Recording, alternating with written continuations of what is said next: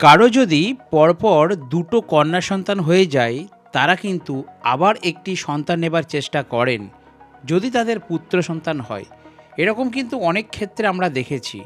এবং আরও কিছু মানুষ রয়েছেন যারা সন্তানের পর সন্তান নিয়েই যাচ্ছেন। ৫ নম্বর সন্তান, ৬ নম্বর সন্তান, তারা রাজ্য বিস্তার করেই যাচ্ছে।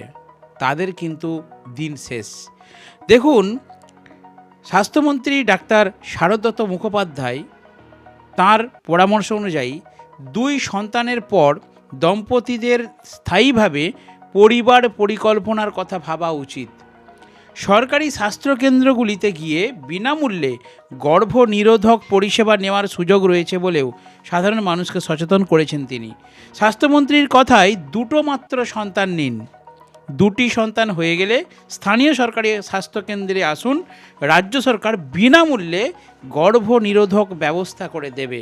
অর্থাৎ আপনারা আর ২-এর বেশি সন্তান নিতে পারবেন না, কারণ সন্তান নেওয়ার ক্ষেত্রে বিশেষ নিয়ম কিন্তু আসছে এবং স্বাস্থ্য দপ্তর থেকে বড়সড় পরিকল্পনা নেওয়া হচ্ছে। তাই আপনারা জানলেন, এবং ভিডিওটি অবশ্যই বিভিন্ন বন্ধুদেরকে গ্রুপে শেয়ার করে দিন।